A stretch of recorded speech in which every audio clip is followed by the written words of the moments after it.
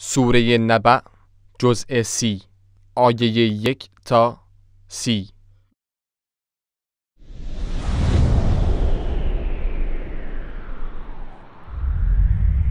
اعوذ بالله من الشیطان الرجیم.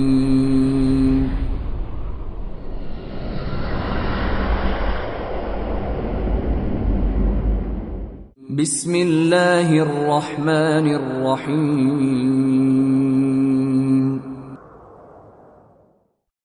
عَمَّ یتساءلون.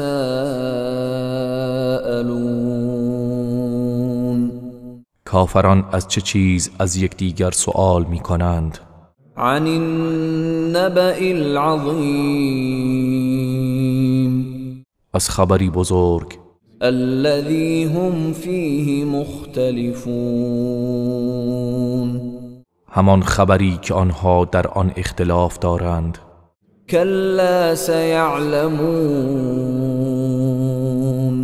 چنین نیست که آنها میاندیشند، به زودی خواهند دانست. ثم كلا سيعلمون. باز هم چنین نیست، به زودی خواهند دانست. الم نجعل الارض مهادا. آیا زمین را بستری برای آسایش شما قرار ندادیم؟ والجبال اوتادا. و کوهها را میخهای آن قرار ندادیم؟ وخلقناكم ازواجا. و شما را جفت آفریدیم. وجعلنا نومكم سباتا. و خواب شما را مایه آرامشتان قرار دادیم. وجعلنا الليل لباسا. و شب را پوششی برای شما قرار دادیم. وجعلنا النهار معاشا. و روز را وسیله‌ای برای زندگی و معاش قرار دادیم. وبنينا فوقكم سبعا شدادا. و بر فراز شما 7 آسمان دشوار بنا کردیم. وجعلنا سراجا وهاجا. و خورشید را چراغی درخشان آفریدیم.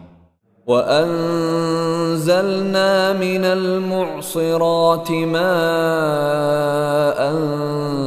ثجاجا. و از ابرهای بارانزا آبی فراوان فرو فرستادیم.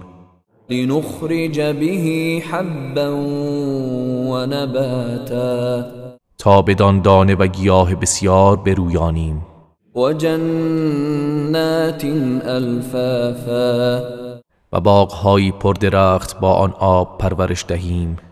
این یوم الفصل کان میقاتا.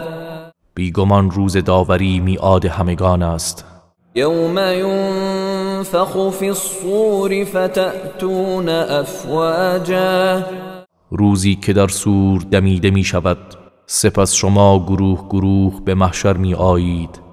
و فتحت السماء فکانت ابوابا. و آسمان گشوده می شود، پس دروازه می گردد. و سیرت الجبال فکانت سرابا. و کوهها به حرکت آیند، پس چون سراب گردند.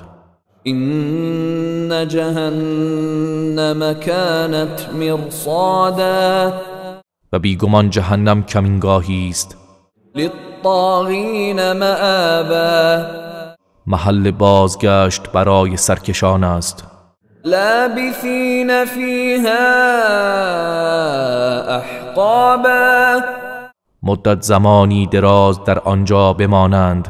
لا يذوقون فيها بردا ولا شرابا. و در آنجا نه چیز خنکی می چشند و نه آشامیدنی گوارایی خواهند داشت. الا حمیما وغساقا. جز آبی سوزان و مایعی که چرک و خون است. جزاء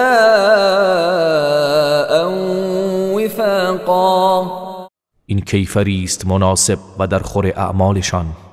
إنهم كانوا لا يرجون حسابا زیرا که آنها هیچ امیدی به روز حساب نداشتند وكذبوا بآياتنا كذابا و آیات ما را به شدت تکذیب کردند وكل شيء أحصيناه كتابا و ما همه چیز را در کتاب لوح محفوظ به شمارش نوشتیم فذوقوا فلن نزيدكم إلا عذابا پس کیفر اعمال خود را بچشید که چیزی جز عذاب بر شما نمی افزاییم